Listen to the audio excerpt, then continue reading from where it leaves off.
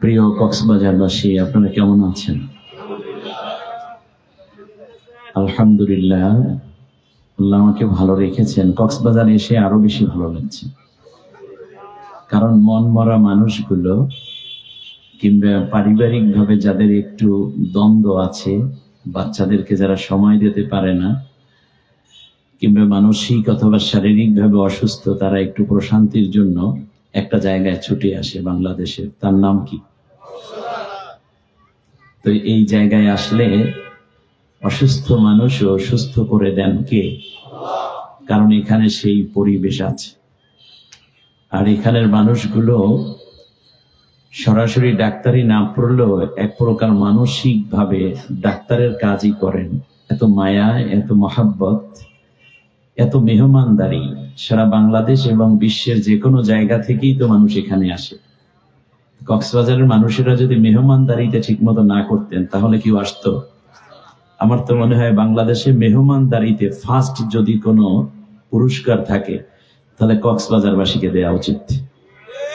তার কারণ এখানে সবাই এসে মেহমানদারি পায়, খাওয়া পায়, আদর পায়, মমতা পায়, স্নেহ পায়, নিরাপত্তা পায়। অতএব কক্সবাজারকে আল্লাহ ধন্য করেছেন। একদিকে বিশাল সাগর, এদিকে উঁচু পাহাড়, সব মিলিয়ে মানুষের হৃদয়গুলোকে আল্লাহ সাগরের মতোই বড় করে দিয়েছেন। আকাশের মতো উদারতা রয়েছে। আলহামদুলিল্লাহ, আমি ভালো আছি। তবে আমাকে যদি আরেকটু ভালো দেখতে চান, রাখতে চান, তাহলে দাঁড়িয়ে আছেন যারা, বসে যান তারা, ঠিক আছে কিনা? ভলান্টিয়ার, একান্ত যারা স্বেচ্ছাসেবক, তাদের তো একটা দায়িত্ব আছে। তারা বাদে যারা আছেন কাছাকাছি সবাই বসে পড়ুন। আমি মনে হয় 1 ঘন্টার বেশি কথা বলতে পারবো না, না? এর মধ্যে আজান হয়ে যাবে, অলরেডি 6:30 বাজে। তো মন দিয়ে কিছু কথা শোনার জন্য আমি উদাত্ত আহ্বান জানাচ্ছি। দুনিয়ার এই রং তামাশা একদিন ফুরিয়ে যাবে। আখিরাতের অনন্ত সওদা গ্রহণ করার জন্যই বরকতময় আয়োজন। আমরা যেন পুরোপুরি উপভোগ করতে পারি, নিজের জীবনকে কোরআনের আলো দিয়ে সাজাতে পারি। আল্লাহ সেই তৌফিক আমাদেরকে নসিব করুন, বলি আমিন। আলহামদুলিল্লাহ, আলহামদুলিল্লাহিল্লাযী হাদানা লিহাযা وما كنا لنهتدي لولا أن هدانا الله والصلاة والسلام على رسول الله من لا نبي بعده وعلى آله وأصحابه أجمعين. فقد قال الله تبارك وتعالى في شان حبيبه آمرا ومخبرا: أعوذ بالله من الشيطان الرجيم। জবান খুলে আমার সঙ্গে মহব্বতে মন উজাড় করে সবাই পড়ুন: বিসমিল্লাহির রহমানির রহিম। ইন্নাল্লাহা ওয়া মালাইকাতাহু ইউসাল্লুনা আলান নাবিয়্যি ইয়া আইয়ুহাল্লাযীনা আমানু সাল্লু আলাইহি ওয়া সাল্লিমু তাসলিমা। আল্লাহুম্মা সাল্লি আলা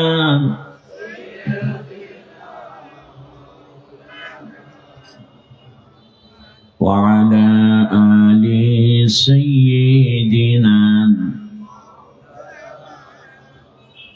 بلغ العلا بكماله كشف الدجى بجماله حسنت جميع خصاله নহে সমাপ্ত কর্ম তোমার,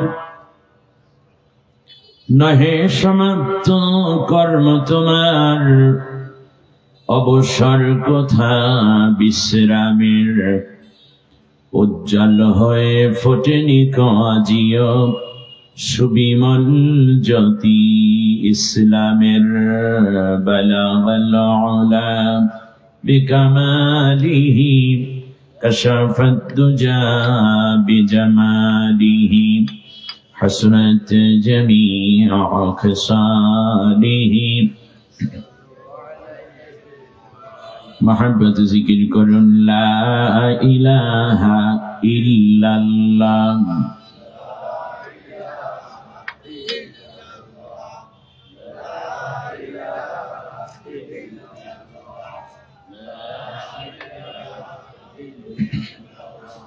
সাগর নদী আর পাহাড় বনে পাখিদের গুনগুন গুঞ্জরণে ভেসে আসে ওই সুমধুর তান। চারিদিকে শোনো আল্লাহর জয়গান।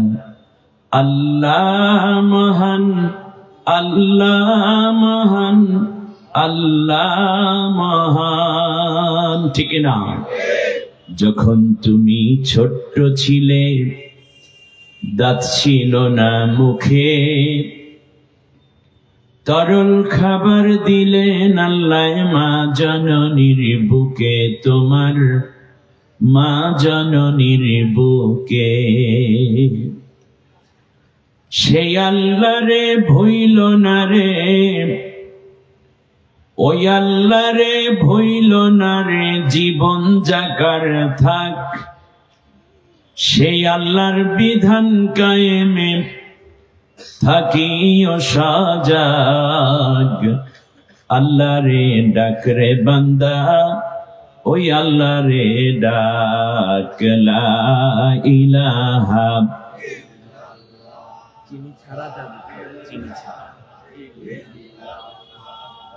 লা ইলাহা ইল্লাল্লাহ, লা ইলাহা ইল্লাল্লাহু মুহাম্মাদুর রাসূলুল্লাহ সাল্লাল্লাহু আলাইহি ওয়াসাল্লাম। সমুদ্রের উত্তাল তরঙ্গমালা আশ্রে পড়ছে সৈকতে, অবগাহন করছে অগণিত নারী পুরুষ শিশু। ভ্রমণ পিপাসুদের একেবারে আকর্ষণীয় জায়গা কক্সবাজার, বিশ্বের সর্ববৃহৎ সমুদ্র বীচ। এই অঞ্চলটিকে সমৃদ্ধ করেছে পাশেই দাঁড়িয়ে থাকা বিশাল পাহাড়। সমুদ্রের ক্ষতি কখনো বা রাগান্বিত সমুদ্রের ঢেউ যেন জনপদকে ক্ষতিগ্রস্ত করতে না পারে, সেজন্য আল্লাহ প্রাকৃতিকভাবে একটি ওয়াল তৈরি করে মানুষের নিরাপত্তা বিধান করেছেন। সবুজ, গাঢ় সবুজে ঘেরা এ পাহাড়ে রয়েছে ঝর্ণা, যা ছলো ছলো মৃদু আওয়াজ কখনো বা ভ্রমণ পিপাসুদেরকে প্রভু প্রেমী উদ্ভাসিত করে। টেকনাফ, সেন্ট মার্টিন, সেখান থেকে নিয়ে এই সমুদ্র বীচের হাজারো আয়োজনে আল্লাহ রব্বুল আলামিনের অপার সৃষ্টি মনে হয় আকাশ ছুঁয়ে আছে। মনোমুগ্ধকর পরিবেশের লালন ভূমি এই কক্সবাজারের প্রাণ কেন্দ্রে শহরের ঐতিহ্যবাহী স্বেচ্ছাসেবী সংগঠন তরুণ একতা ক্রীড়া পরিষদের উদ্যোগে আয়োজিত 2 যুগ পূর্তি তথা 24 বছরের অতিবাহিত হতে যাচ্ছে এই তাফসীরুল কোরআন মাহফিল। আগামী বছর হবে এটার 25 বছর পূর্তি। 25 বছর পূর্তিকে একটি ভিন্ন নাম দেয়া আছে। আপনারা জানেন কি বলে এটাকে? রজত জয়ন্তী। 50কে বলে সুবর্ণ জয়ন্তী। আগামী বছর 25-এ উন্নীত হতে যাচ্ছে একটি রজত জয়ন্তী। আশা করি আগামী বছর শতাব্দীর সিকি বয়স উত্তীর্ণ হতে গিয়ে আগামী বছরের আয়োজন হবে আরো বেশি চাকচিক্যময় এবং প্রাণবন্ত। কোরআনের জন্য আমরা আরো বেশি কিছু দেওয়ার জন্য চেষ্টা করব ইনশাআল্লাহ। সম্মানিত সভাপতি, সভাপতিত্ব করছেন, এখানে নাম দেননি সভাপতি,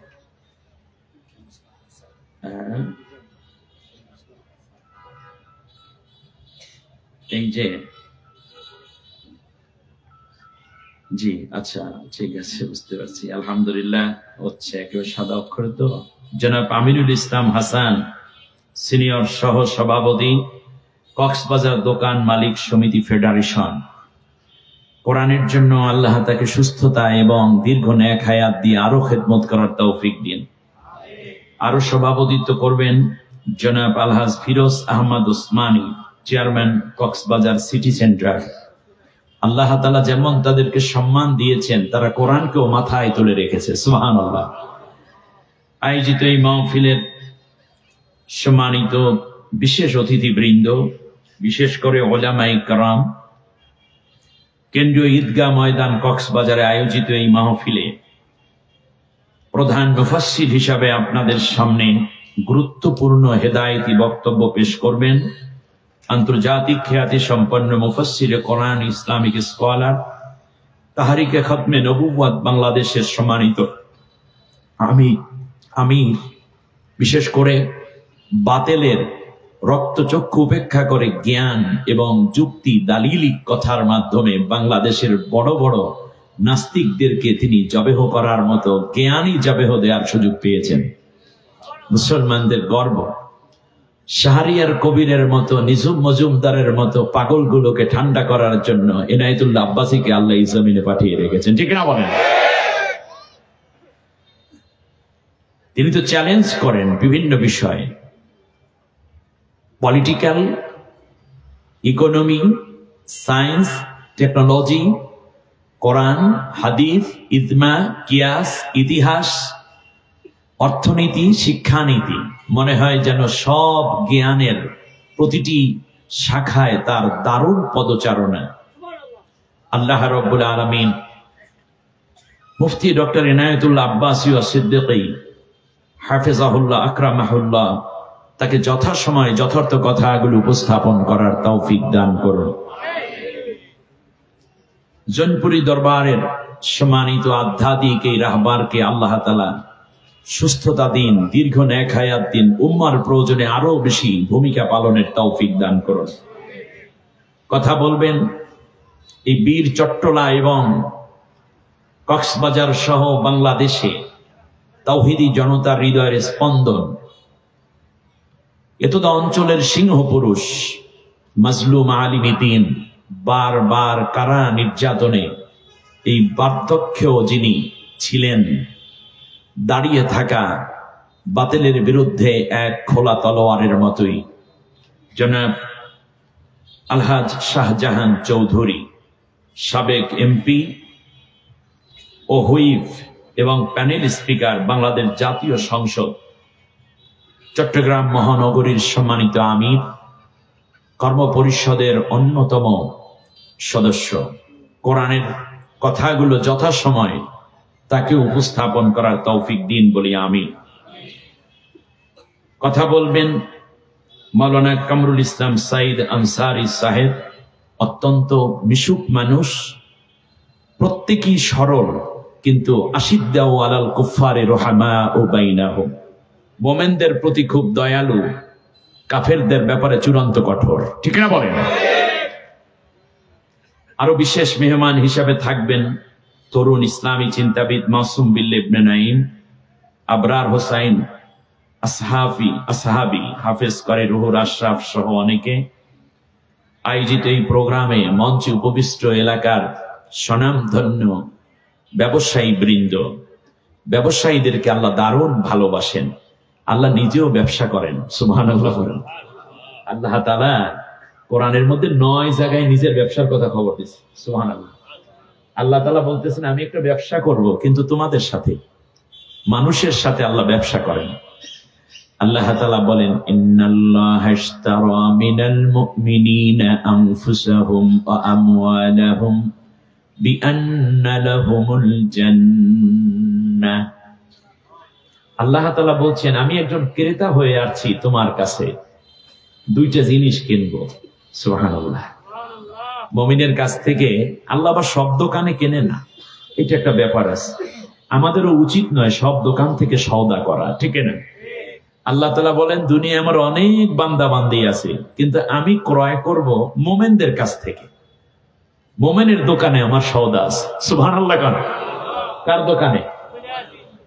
আমরাও অনেক সময় চিন্তা করি জিনিসটা কিনতে গেলে দেখি আমার মোমেন ভাইয়ের দোকান কোনটা। আমি বলছি না আবার পার্সিয়ালিটি মনে করি, আমরা হিন্দুদের দোকান বৌদ্ধদের দোকান থেকেও মালামাল কিনি, কিন্তু আল্লাহ পছন্দ করছেন মোমেনের দোকানটা। সুবহানাল্লাহ বলেন। আপনি কোনটা পছন্দ করবেন এটা আপনার ব্যাপার। তাই বলে মোমেন দোকানদার ভাইদেরকে বলি, একজন লোক ইমানদার হয়ে আপনার কাছে আসলো বিশ্বাস করে, তারাই আবার ঠকাইয়েন না। তার কারণ আপনাকে কিন্তু দারুণ পরামর্শ দিয়েছেন আল্লাহর নবী, উৎসাহিত করে বলছেন যে আত-তাজিরুস সুদুকুল আমিন মা'আন নাবিয়্যিন ওয়াস-সিদ্দিকিন। সুবহানাল্লাহ পড়েন। দুইটা কোয়ালিটি যদি তোমার দোকানদারের মধ্যে থাকে, একটা সত্যবাদিতা আর একটা আমানতদারিতা। সুবহানাল্লাহ পড়েন। সত্যবাদিতা মানে 1 টাকার মাল 101 টাকায় বিক্রি, এটা সত্যবাদিতা নয়। জিনিসটা কিনেছে 1000 টাকায়, বলে ভাই কেনায় পড়ছে 4500 টাকা, আপনি যা লাভ তা দিয়ে যান, কিছু করার নাই। আপনি আমার এলাকার ভাই, মোমেন ভাই, মুসল্লি ভাই, জাকিরিন ভাই, সাথী ভাই, সংগঠনের ভাই, বাসটা দিয়ে দিয়েছে আইকিয়া বাস, ঠিক না বলেন? এরকম করে না, দুই একটা টাইপের আছে না, এখানে তার সুদুক সত্যবাদীটাকে সে জবেহ করেছে। আমিন মানে আমানতদার হতে হবে, তাকে ন্যায় পরায়ণ হতে হবে। আবু হানিফ রাহমাতুল্লাহি আলাইহি তিনি একবার তার লোকদেরকে বললেন যে এই কাপড়গুলো, তিনি মালামাল কিনে আনার পরে তারপর এটা দেখতেন, দেখার পর সেরা কাপড় বাজলে সেটা আলাদা করে ফেলতেন, বলতেন এইটার দাম হবে অর্ধেক, মানুষকে বলবা এটা ছেঁড়া, এই জন্য দাম অর্ধেক। আমরা ফল বিক্রি করি, উপরে ভালো ফল নিচে পচা ফল দিয়ে, তারপর কাস্টমারকে পচাগুলো আস্তে ধরাই দিয়ে উপরে ভালো, হুজুর আপনি ফল কিনতে আসছেন এটা বলা লাগে। গোশত 3 দিন আগের ফ্রিজের থেকে বের করে দিয়ে সামনে রক্ত মাখাগুলো গরম গরম রাইখা ভিতর দিয়ে কেমনে যে ওরা একটা এমন সাইজ করে দিয়ে যায়, কোথার সেই হাড্ডি আর গোশত। হুজুর দিল গোশত, কিন্তু ভিতরে বউ 2 থেকে আসলে হুজুরের বউ কয় তুমি গোশত কিনতে পারো না। এরকম অবস্থা অনেকে করে কি করে না? আরে ভাই আমারও তো সংসার আছে, এটা বুঝেন না কেন? উপরে সুন্দর ফ্রেশ মাছ, নিচে দেশে কতগুলো পচা মাছ দিয়ে এখন বলে যে হুজুর কোনো অসুবিধা নেই, আপনি আলেম মানুষ, আপনার আমরা কি ব্যবসায়ী মনে করেন কেন? আমাদের জান্নাতে যাওয়া লাগবে না, পাম পট্টি দিয়া হুজুর চোখ বন্ধ করে নিয়ে যান। আমি তো চোখ বন্ধ করে নিয়ে গেছি, যে মাছ কাটে তার তো চোখ তো আর বন্ধ না। সে ধুইতে যাইয়া কাটতে গিয়া তারপর বলে যে মাছ কিনলা, কি মাছ কিনলা, একটু দেখে শুনে কিনবা। এরকম করবেন না। 2টা কোয়ালিটি আপনার থাকলে আপনি নবীদের সাথে, শহীদদের সাথে, সিদ্দিকদের সাথে জান্নাতি হবে ওই ব্যবসায়ী। ব্যবসা শুধু ব্যবসা নয়, এটা ইবাদত। ব্যবসার বরকত দেন কে? আল্লাহ। যদি এই 2টা থাকো, তা নবীর সাথে, সিদ্দিকদের সাথে, শহীদদের সাথে তুমি জান্নাতি হবে ব্যবসায়ী। অতএব আমানতদারিতে এবং ন্যায়পরায়ণতার জায়গায় যদি মুসলমান ব্যবসায়ীরা আসেন, তাহলে দেখবেন ব্যবসায় একচ্ছত্র একটা বড় প্রভাব মুসলমানদের হাতেই থাকবে। আমি যেহেতু ওই দিক কথা বলবো না, ব্যবসার কথা আল্লাহ বলছেন যে আমি মোমেনের দোকানের সওদা কিনি, অন্যেরটা কিনি না। সুবহানাল্লাহ। যারা আমারে বিশ্বাস করে আমি তার সওদা কিনি, 2টা সওদা নেব, বিনিময়ে একটা দেব। যেমন আপনার থেকে কেনে মাছ, দোকান মালিক আপনারে দিয়ে যায় কি, ক্রেতা আপনাকে দেয় টাকা, ঠিক না? ঠিক তেমনই আপনি দেন স্বর্ণ, আপনাকে দেয় টাকা। এবার জমা নেয় না অনেকে, স্বর্ণ বিক্রি করে, আবার আপনি দেন টাকা, উনি দেয় স্বর্ণ। আল্লাহ তাআলা বলেন আমি 2টা জিনিস কিনবো, তাদের সম্পত্তি কিনে নেব আর তাদের জানটা আমি কিনে নেব, বিনিময়ে আমি তাকে দেব জান্নাত। তাহলে আল্লাহ তাআলা কার সওদা কেনেন? মোমেন মোমেনা। কি কি কিনবেন? জান এবং মাল, বিনিময়ে দিবেন কি? জান্নাত। আপনারা কি জান্নাত চান না? তাহলে এখানে আল্লাহ তাআলা আমাদের মালামাল কিনতেছেন, তা আল্লাহ তাআলা এখানে ব্যবসায়ী না? সুবহানাল্লাহ পড়েন। আল্লাহ ক্রেতা, আমরা বিক্রেতা, তাই না? আমরা কি কথা বলেন না? আল্লাহ কিনবেন আর আমরা দেব কি? আমরা তাহলে কি? বিক্রেতা। আল্লাহ কি? বিক্রেতা। মাতব্বরিটা খুব ভালোই করলাম এতক্ষণ যে আমরা বিক্রেতা, আল্লাহ কিনবো আমাদের জান আর মাল। এখন বলেন তো দেখি, জানটা কে দিয়েছেন? মালটা কে দিয়েছে? কিনলেনটা কি? হ্যাঁ, এতক্ষণ পর্যন্ত মাল বেশি, আমার জান আর মাল বেশি, এখন ওটাও তো আল্লাহই দিয়েছে। তাহলে কিনলেন কি? কিনেছেন স্বাধীনতা। কিনেছেন কি? স্বাধীনতা। আল্লাহ যখন মাল চান তখন আল্লাহকে সম্পদ দিতে রাজি কিনা? আল্লাহ যখন জীবনটা চান তখন আল্লাহর পথে জীবনটা দিতে আপনি রাজি কিনা? ওই স্বাধীনতাটুকু আল্লাহ কিনে আপনার জান্নাতটা দিয়ে দিতে চান। আল্লাহু আকবার। ব্যবসায়ী ভাইদেরকে আল্লাহ তাআলা বলছেন, হাল আদুল্লুকুম আলা তিজারাতিন তুনজিকুম মিন আযাবিন আলিম। একটা ব্যবসার কথা শিখুন। আল্লাহ তাআলা 9 জায়গায় এইভাবে ব্যবসার কথা বলেছেন। আসুন আল্লাহ তাআলা যেন তার সাথেও ব্যবসায় আমাদেরকে কামিয়াবি হাসিলের তৌফিক দান করেন। আয়োজিত এই প্রোগ্রামে উলামায়ে কেরাম, ফুজালায়ে আযম, আইম্মা, খুতাবায়ে কেরাম, আসাতিজায়ে কেরাম, মুরব্বী বাবাজিরা কষ্ট করে এসেছেন, দূরদরাজ থেকে আগত এবং স্থানীয় যুবক ভাইয়েরা, পর্দার আড়ালের সম্মানিতা মা বোন, অন্য ধর্মাবলম্বীদেরকে আন্তরিক মোবারকবাদ জানিয়ে এই প্রোগ্রামকে বাস্তবায়ন করার জন্য চমৎকার ভাবে খেদমত দিয়েছেন কামাল উদ্দিন জাফরি, মোহাম্মদ কামাল উদ্দিন জাফরি সহদী একতা ক্রীড়া পরিষদ, জাকারিয়া মাহমুদ সঈদ তরুণ একতা ক্রীড়া পরিষদেরই আয়োজন। এরপরে প্রিমিয়াম ব্র্যান্ড রয়েছেন আম্মাজান পাঞ্জাবি এন্ড শেরওয়ানি। আমাদেরকে পাঞ্জাবি শেরওয়ানি দিলে না বেশি মনে থাকবে, তাই না? দেয় নাই, শুধুমাত্র এখানে লিখে দিলে হবে। অবশ্য টাকা পয়সা মাহফিলে দিয়েছে। আল্লাহ তাআলা সকলের ব্যবসা এবং সুনামের মধ্যে বারাকা দান করুন। আমি আপনাদেরকে নিয়ে একটি আয়াতের উপরে কথা বলতে চাই, ইনশাআল্লাহ, বিমাশিয়াতিল্লাহ ওয়া বিফাদলিল্লাহ। আসুন আমরা সরাসরি চলে যাচ্ছি আল্লাহ রাব্বুল আলামিনের কোরআনের কাছে। মন দিয়ে প্রাণ ভরে কথাগুলো শুনতে হবে ইনশাআল্লাহ, বিমাশিয়াতিল্লাহ ওয়া বিফাদলিল্লাহ। আমার সাথে পড়েন, আউযু বিল্লাহি মিনাশ শাইতানির রাজীম। বিসমিল্লাহির রাহমানির রাহিম। বিতাড়িত অভিশপ্ত শয়তানের ওয়াসওয়াসা থেকে আল্লাহর আশ্রয় চাই। পরম করুণাময় অসীম দয়ালু আল্লাহর নামে শুরু করছি।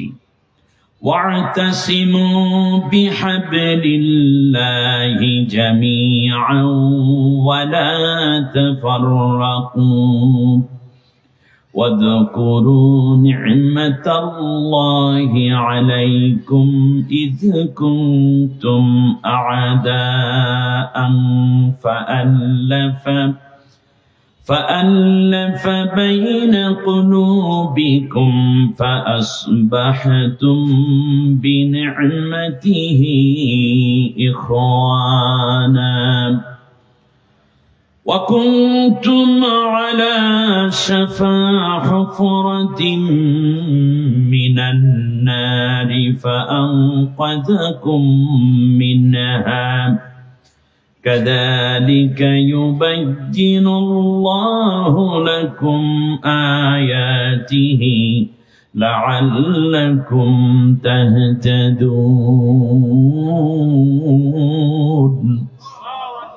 آمنت بالله। হে আমার বান্দা বান্দিরা, আমি আল্লাহ তোমাদের উপর ফরজ করে দিলাম একটি কাজ, হারাম করে রাখলাম আরেকটি কাজ। আয়াতের মধ্যে আল্লাহ তাআলা একটি কাজকে হালাল করেছেন, আরেকটি কাজকে কি করেছেন? হারাম করেছেন। আমরা কোনটা করব? হালালটি করব। আল্লাহ যেটা ফরজ করেছেন আমরা সেই কাজটি করব, আর যেটা হারাম করেছেন সেটাকে আজ থেকে পরিত্যাগ করব। তাহলে আলোচনাটা জানার দরকার আছে না নাই? তাহলে একটা ফরজ কাজকে আমরা এখন শিখবো, হারাম কাজ যারা করে যাচ্ছি ভুলে না বুঝে এতদিন করেছি, আজকের থেকে হারামটাকে ছেড়ে দেব, আর কোনোদিন করব না। কত গুরুত্বপূর্ণ কথা, আশা করি মন দিয়ে শোনা এবং আমলে পরিণত করার চেষ্টা করবো ইনশাআল্লাহ। আল্লাহ আল্লাহ বলছেন, আমার রজ্জুকে, আমার রশিটাকে তোমরা সবাই মিলে ঐক্যবদ্ধভাবে শক্ত করে ধারণ করো। তাহলে আল্লাহর রজ্জুকে ধারণ করা কি? আল্লাহর রশিকে শক্তভাবে সবাই মিলে ধারণ করা কি? ফরজ। এটা আল্লাহর অর্ডার, এই জন্য এটা ফরজ। ওয়ালা তাফাররাকু, পরস্পরে মতবিরোধ করবে না, পরস্পরে মতদৈত্যতায় লিপ্ত হবে না, পরস্পরে বিচ্ছিন্ন হবে না। তাহলে আল্লাহর রজ্জু ধরার ক্ষেত্রে বিচ্ছিন্নবাদী হওয়া, বিচ্ছিন্নতা সৃষ্টি করা, মতানৈক্য সৃষ্টি করা, এটা হালাল না হারাম? তাহলে সবাই মিলে ঐক্যবদ্ধভাবে আল্লাহর রজ্জুকে ধারণ করা ফরজ। আমরা যারা আল্লাহর রজ্জুকে, আল্লাহর রশিকে ধারণ করি নাই, এখন থেকে সবাই মিলে ধরবো। কারণ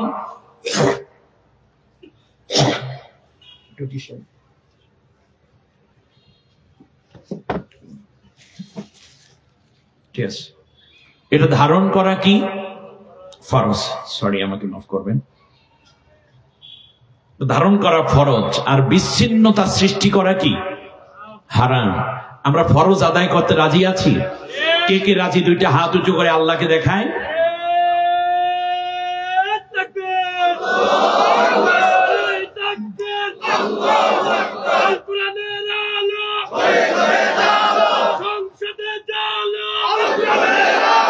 আলহামদুলিল্লাহ, আল্লাহ কবুল করুন, বলেন আমিন। আর এখন থেকে আমরা পরস্পরে বিচ্ছিন্ন হব না। সে পীর হই, মুরিদ হই, তবলিগ হই, কওমি হই, আলিয়া হই, জামাত ইসলামী হই, হেফাজতে ইসলাম হই, বিএনপি হই, অন্য দল হই, অন্য মত হই, কিন্তু আমরা কখনোই আল্লাহ তাআলার রশি ছেড়ে দিয়ে আমরা বিচ্ছিন্নতা সৃষ্টি করব না। কারণ বিচ্ছিন্নতাবাদীরা যাবে জাহান্নামে। তাহলে আমরা যে হারাম কাজে অভ্যস্ত হলে আজ থেকে তওবা, ঠিক আছে কিনা? আর ঐক্যবদ্ধভাবে আল্লাহর রশি ধারণ করব। এখন আল্লাহ তাআলা বলছেন, তোমরা সেই সময়ের কথা স্মরণ করো যখন তোমরা একে অন্যের শত্রুতা পোষণ করতে, মাহফিলের মধ্যে একে অন্যকে গালিগালাজ করতে, বলতে ওরা ইসলামী দল না। তোমরা পরস্পরে বলে বেড়াতে যে ওদেরকে দিয়ে ইসলাম হবে না, ওদের মধ্যে ইসলাম নাই। কখনো বলতে ওরা রাজাকার, কখনো বলতে ওরা জঙ্গিবাদ, কখনো তোমরা বলতে কি যে ওরা হচ্ছে এদের কি বলে মৌলবাদ, কখনো বলতে এরা হচ্ছে দেশের শত্রু, এরা হচ্ছে বিদেশি দালাল, এরা হচ্ছে এরকম অনেক কথাগুলো তোমরা তাদেরকে বলে বলে, আল শামস আল বদর, এই কথাগুলো বলে বলে তোমরা জাতির মধ্যে বিভেদ সৃষ্টি করেছো। একটা কথা চিন্তা করো তো, এই বিভেদের কারণে তোমরা এমন হয়ে গিয়েছিলে আদাআন, একেবারে পরস্পরে শত্রুতাই পোষণ করতে, এক দল আর এক দলের মাহফিলে যেতে না, এক গ্রুপ আর এক গ্রুপকে দাওয়াত দিতে না, এক গ্রুপ আর এক গ্রুপের সাথে বিবাহ শাদীও বন্ধ করে দিয়েছিলে, এক তরিকা আর এক তরিকাকে দেখতে পারতে না, এক মাযহাব আর এক মাযহাবকে দেখতে পারতে না, শিয়া সুন্নি দ্বন্দ্ব হয়ে যেত, আহলে হাদিস মাতখালি দ্বন্দ্ব করেছো তোমরা, বিএনপি এরপরে জামাত দ্বন্দ্ব করতে তোমরা, হেফাজত এবং আলিয়া কখনো দ্বন্দ্ব করতে, আলিয়া এবং কওমি দ্বন্দ্ব করতে, কখনো সিস্তিয়া, কাদরিয়া, মোহাম্মদিয়া, মোজাদ্দাদিয়া, নকশবন্দিয়া, বিভিন্ন পদে পদে একে অন্যকে 14 গোষ্ঠী উদ্ধার করতে, পরস্পরে যখন এইরকম মারামারিটা করতে, শত্রুতা করতে, তখন আমি আল্লাহ তাআলা কি করলাম যে এই সবগুলারে মার খাওয়াইলাম। আহারে, সবাই মার খেয়েছে। সবাই কি খাইছে? মার খেয়েছে।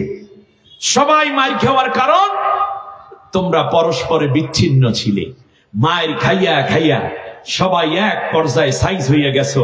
ফাআল্লাফা বাইনা কুলুবিকুম, এরপর আমি সবাই অন্তরগুলোকে কাছাকাছি এনে দিলাম। সুবহানাল্লাহ বলেন। ফাআল্লাফা বাইনা কুলুবিকুম, আমি তোমাদের অন্তরগুলোর মধ্যে কি করে দিলাম? মিল বানাইয়া দিলাম। তোমাদের একে অন্যের প্রতি সহমর্মী বানাইয়া দিলাম। একে অন্যকে, একজনে মাইর খায় আর এক গ্রুপ দেখতে যায়, যারা গালিগালাজ করতো তারা আবার দেখতে যায়, যাদেরকে অন্যরা অপছন্দ করতো ওনাদের অসুস্থ হইলে ওনারা আবার দেখতে যায়। এরকম ঘটনা ঘটতেছে কিনা? কথা কয় না। এরপর আল্লাহ রাব্বুল আলামিন বলছেন, ফাআল্লাফা বাইনা কুলুবিকুম, আমি তোমাদের অন্তরগুলো এক সুতায় গাঁথাইয়া দিলাম। সুবহানাল্লাহ। এটা কে করেছেন? فأصبحتم بنعمته إخوانا। চূড়ান্ত পর্যায়ে আমি আল্লাহ রাব্বুল আলামিন দূরত্বগুলো কমায়া কমায়া তোমাদেরকে একে অন্যের ভাই বানাইয়া দিলাম। সুবহানাল্লাহ। এখন একটু ভাই হওয়া শুরু করছি আমরা একে অন্যের। তা কি দেখতে পাচ্ছেন আপনারা?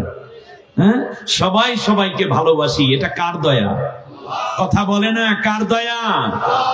আজকে দেখলাম আমিরে জামাত, বাংলাদেশের মাজলুম সংগঠন, হাজার হাজার কর্মী নেতা, আমিরে জামাত সাবেক সহ আল্লামা সাইদি সহ কত মানুষকে মেরে ফেলা হলো, শহীদ করা হলো। ছাত্র আন্দোলনেও ইসলামী ছাত্র শিবির সহ ছাত্র দল অন্যান্য অংশ নিয়েছে, কিন্তু বর্তমান হিসেব করলে দেখা যায় বেশিরভাগ শহীদ হয়েছে শিবিরের ছেলেরা। ওদের রক্ত বেশি গেছে। পরস্পরে বিচ্ছিন্ন এবং দূরত্বকে কমিয়ে আজকে ফেসবুক সোশ্যাল মিডিয়ায় দেখতে পেলাম বাংলাদেশের অন্যতম একটি দরবার চরমোনাই ইসলামী আন্দোলন বাংলাদেশ রাজনৈতিক দল যাদের আছে সেই চরের মধ্যে চরমোনাইতে হাজির হয়ে গেছেন মোহতারাম আমিরে জামাত। চরমোনাই হুজুরের পাশাপাশি বসা, একত্রে সেখানে খাবার দাবার, জুহুরের নামাজ সেখানে একত্রে পড়া। আমার তো মনে হচ্ছে পূর্ব দিগন্তে সূর্য উঠেছে রক্তলাল রক্তলাল। ওই সূর্য আল্লাহর কোরআন বিজয়ের সূর্য, ওই সূর্য মাজলুমদের বিজয়ের সূর্য, ওই সূর্য আল্লাহর কোরআনের রাজ বাংলাদেশে কায়েম হওয়ার সূর্য। ঠিক কিনা বলে?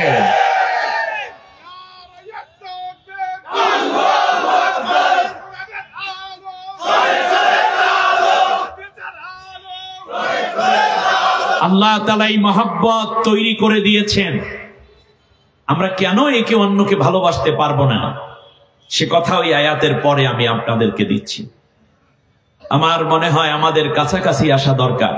চরমোনাইয়ের পীর সাহেব শাইখে চরমোনাই, যিনি দ্বিতীয় ব্যক্তি ইসলামী আন্দোলন বাংলাদেশের, তাকে যখন বরিশাল সিটি কর্পোরেশন নির্বাচনে স্বৈর শাসক অবৈধ সরকারের লেলিয়ে দেয়া মানবরূপী কিছু কুকুরেরা আল্লাহর এই অলির গায়ে যখন হাত তুলল, তার গায়ে হাত দিয়েছে, শেষ পর্যন্ত এই ফাইজুল করিম আকরামাহুল্লাহ হাফেজাহুল্লাহ তিনি আহত হলেন।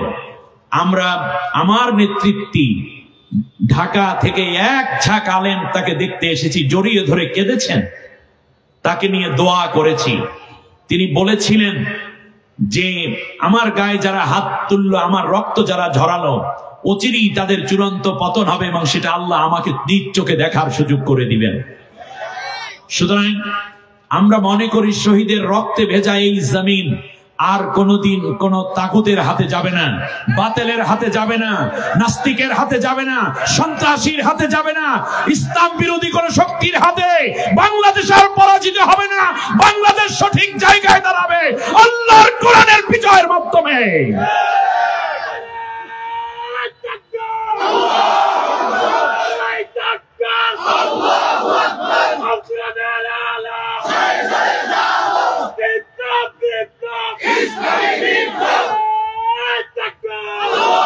আল্লাহ রাব্বুল আলামিন বলেন, শোনো, ফাসবাহতুম বিনি'মাতিহি ইখওয়ানা। এর আগেও আমি দেখলাম আমিরে জামাত সারসিনা দরবারে চলে গেছে, আপনারা দেখেছেন কিনা? সেখানে তিনি কবর জিয়ারত করেছেন। আমি আজ স্পষ্ট ভাষায় আপনাদেরকে বলে যাই, মানুষের পরিচালিত সংগঠন হিসাবে জামায়াতে ইসলামীর ভেতরে কোনো না কোনো ত্রুটি থাকতেই পারে। এটা অস্বাভাবিক নয়, বরং খুব স্বাভাবিক। জামায়াতে ইসলামের নেতৃবৃন্দ নবী রাসূল নন, এমনকি তারা সাহাবীও নন, কিন্তু তাদের এই ভুলগুলো যদি হয় ধরিয়ে দিবেন। আমি বিনয়ের সাথে বলছি, ধরিয়ে দিবেন দরদ দিল দিয়ে, কারণ আমরা সবাই ভাই ভাই।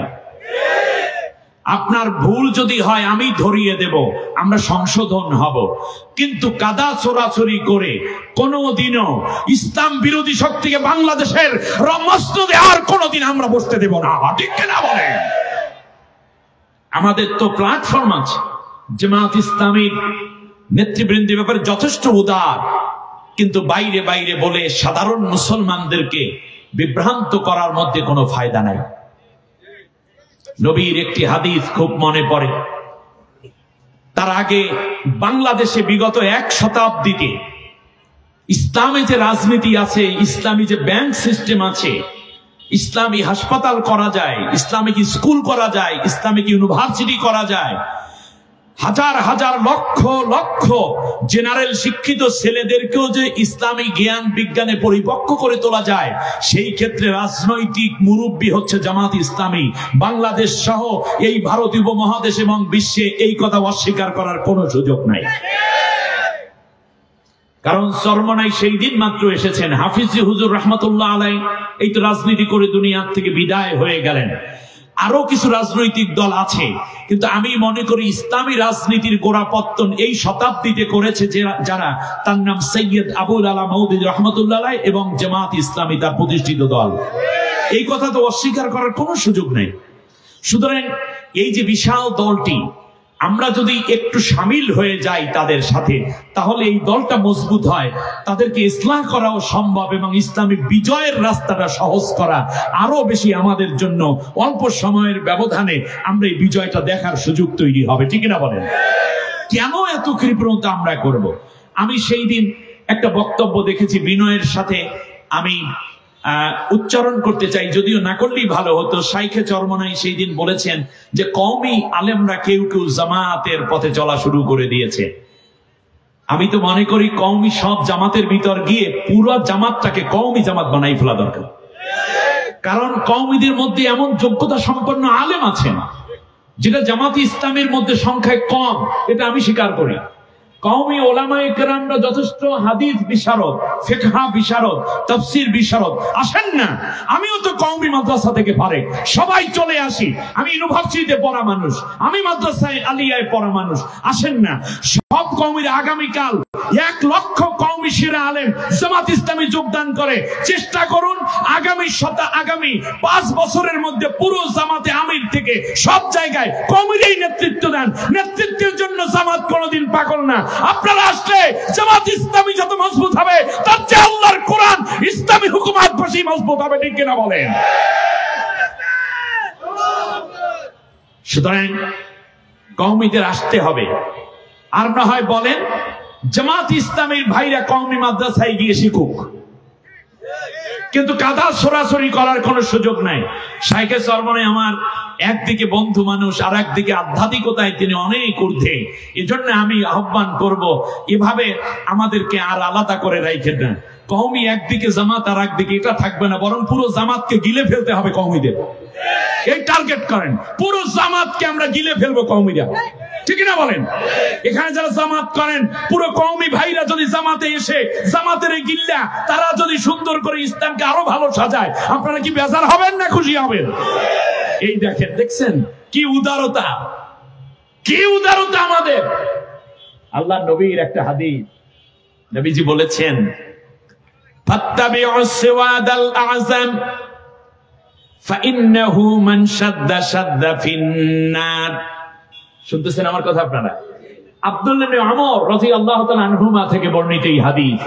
নবীজি বলেছেন দেশ এবং জাতির মধ্যে যেই দলটি সবচেয়ে বড়, সিওয়াদ আল আযম, এর অর্থ হচ্ছে যেই দলটি বড়, ইসলামী দল, ইসলামী হুকুমত কায়েম করতে চায়, একটি রাষ্ট্রের মধ্যে অন্যান্য দলও আছে। থাকা খারাপ না ভালো? অবশ্যই ভালো,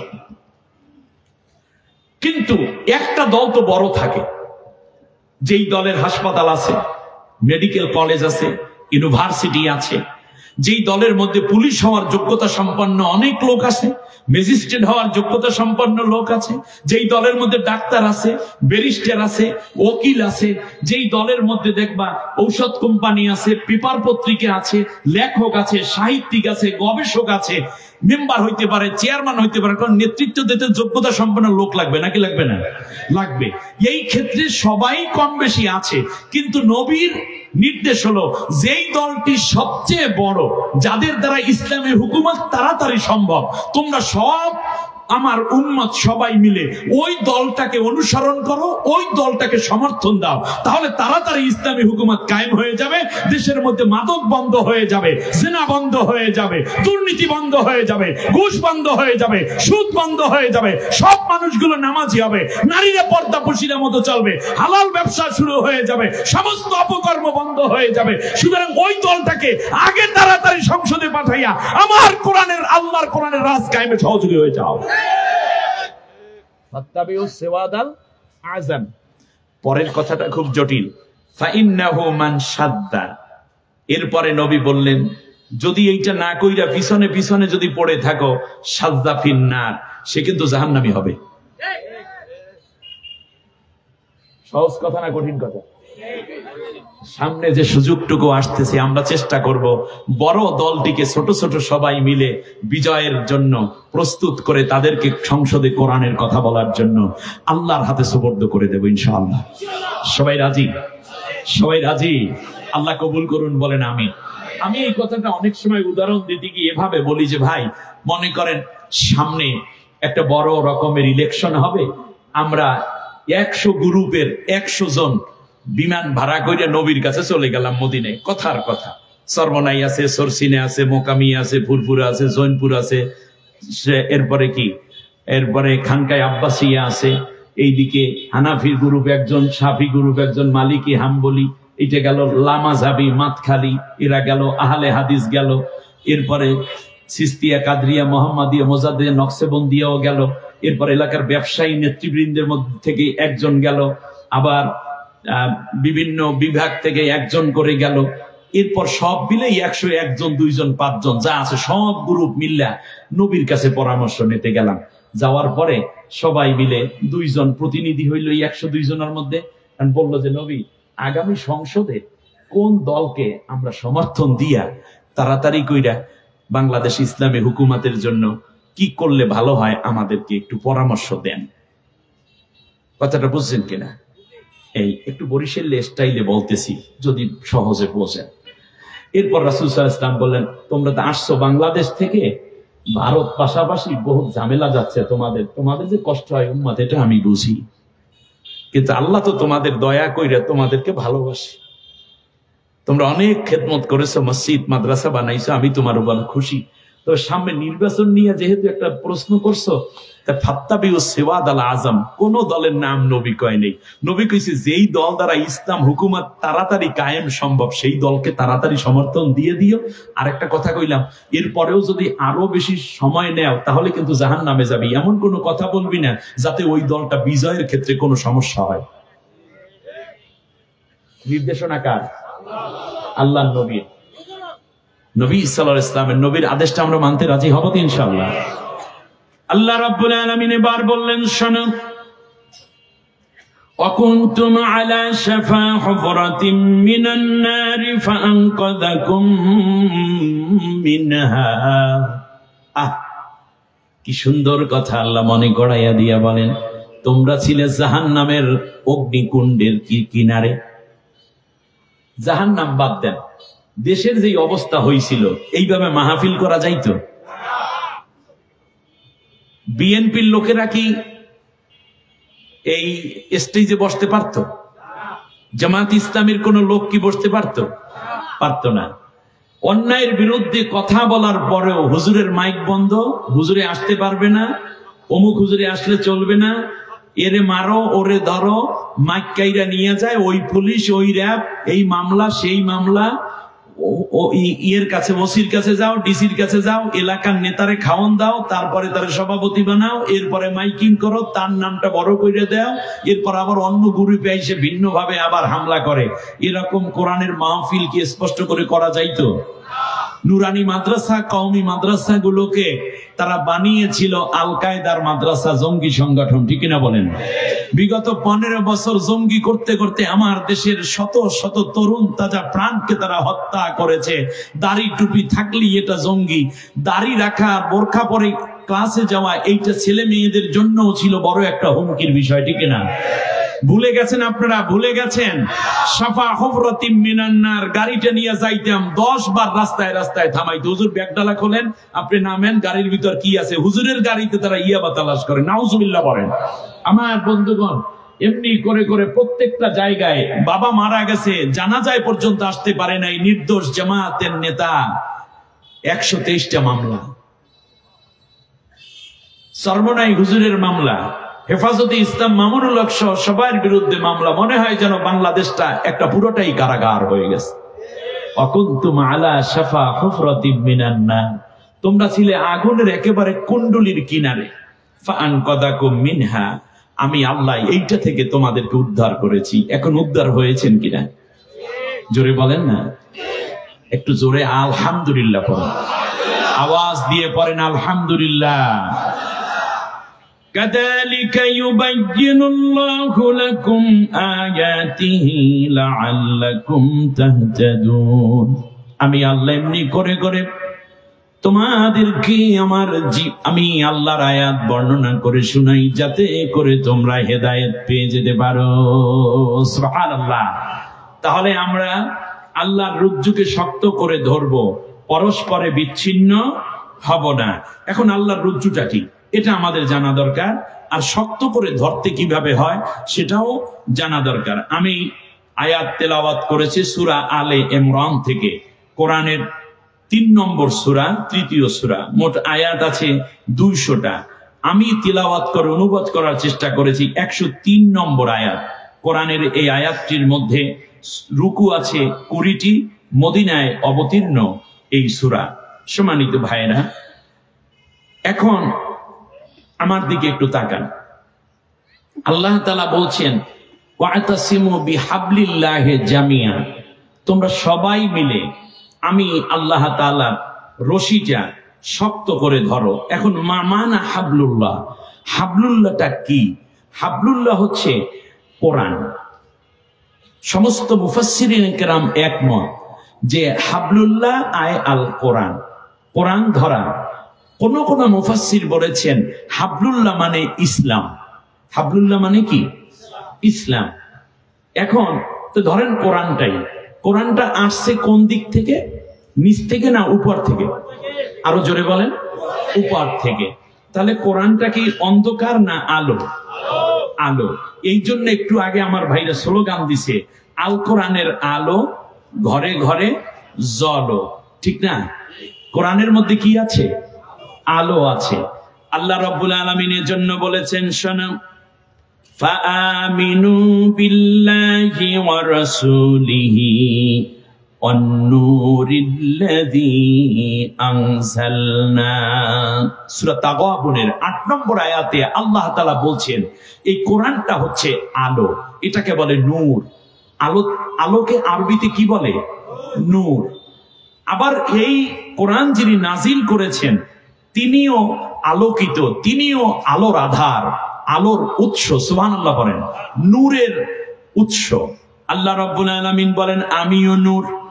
আল্লাহু নূরুস সামাওয়াতি ওয়াল আরদি, মাসালু নূরিহি কামিশকাত ফিহা মিসবাহুন ওয়াল মিসবাহু ফি জুজাজা আয-যুজাজাতু কাআন্নাহা কাওকাবুন।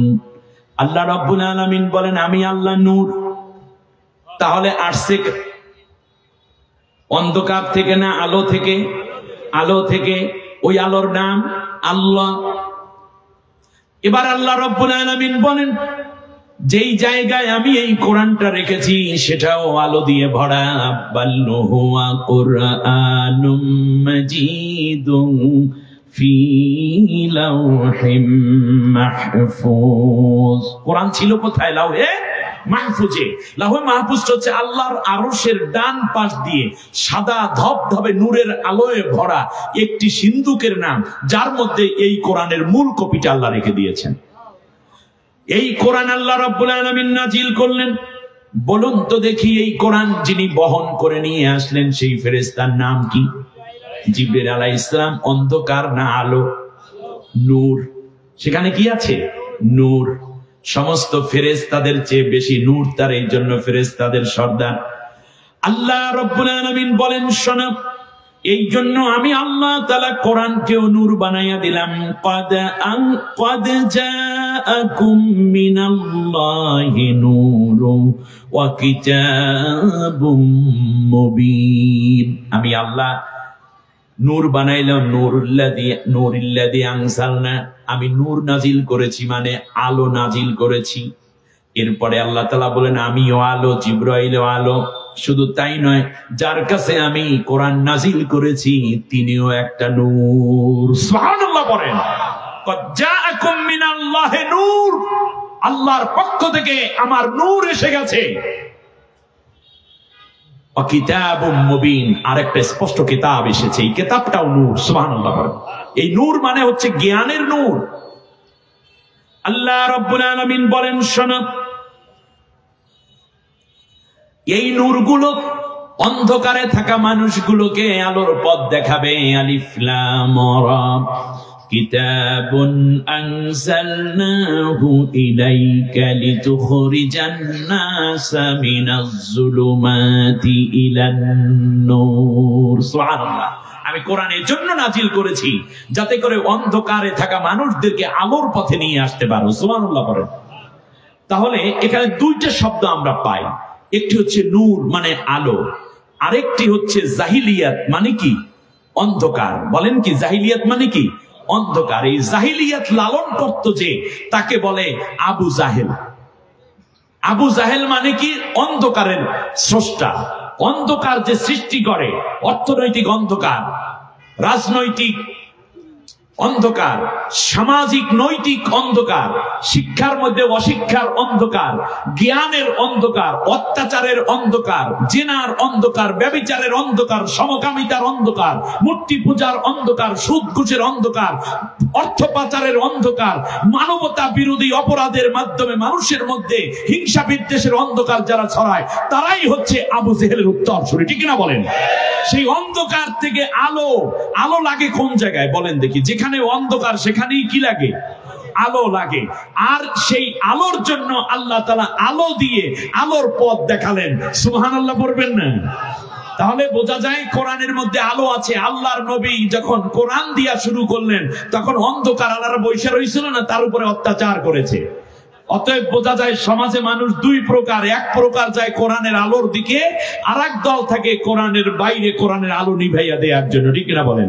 এই জন্য আল্লাহ বলছেন ইউরিদুন লিইউতফিউ নূরাল্লাহি বিআফওয়াহিহিম আল্লাহু মুতিম্মু নূরিহি ওয়ালাউ কারিহাল কাফিরুন। ওরা চায় মুখের ফুৎকার দিয়ে আমার কোরআনের আন্দোলন, কোরআনের দল, কোরআনের নেতৃবৃন্দ, কোরআনের মাদ্রাসা, কোরআনের মাহফিল, কোরআনের তিলাওয়াত, কোরআনের আয়োজন, কোরআনের বিপ্লবকে মুখের ফুৎকার দিয়ে নিভাই দিতে। কিন্তু আমি আল্লাহ ডিসিশন নিয়েছি, আমি আমার নূরকে পূর্ণতা দান করে দেব, যদিও কাফেররা কইজা পুইরা জইলা শেষ হয়ে যাওয়ায়। এটার পূর্ণতা দেওয়ার ডিসিশন নিয়েছেন কে? আল্লাহ তাআলা। আল্লাহ রাব্বুল আলামিন বললেন, যারা জাহেল তারা ডাকে নারের দিকে। কিসের দিকে? আল্লাহ পাঠাইলেন নূর। নূর আসলে অন্ধকার দূর হয়। নূর মানে আলো। আলো আসলে কি দূর হয়ে যায়? আইয়ামে জাহিলিয়াত নাম শুনেছেন আপনারা? দ্য এজ অফ ডার্কনেস, মানে অন্ধকার যুগ বলা হয় না? অন্ধকার মানে কি? অন্ধকার মানে তখন দিনের বেলা সূর্য উঠতো না, নাকি চাঁদের কিরণ আসতো না? অবশ্যই আসতো। এর মানে হচ্ছে সমাজটাকে পুরো অজ্ঞতা, মূর্খতা দিয়ে ভরে রেখেছিল আবু জেহেল। এই জন্য আল্লাহ তাআলা আমাদেরকে প্রশ্ন করেন, আফা হুকমাল জাহিলিয়াতি ইয়াবগুন, এখনো কি তোমরা সেই জাহেলদের কাছে আইন চাও নাকি? ওমান আহসানু মিনাল্লাহি হুকমান লিকাউমি ইউকিনুন। যদি অবিল আখিরাতে হুম ইউকিনুন বলা আছে না, আখিরাতে যারা বিশ্বাস করো, দৃঢ় বিশ্বাস করো, তাদের জন্য, আল্লাহকে যারা দৃঢ় বিশ্বাস করো তাদের জন্য আমি আল্লাহর আইনের চাইতে, আমি আল্লাহর কোরআনের শাসনের চাইতে শ্রেষ্ঠ শাসন আর হতে পারে না।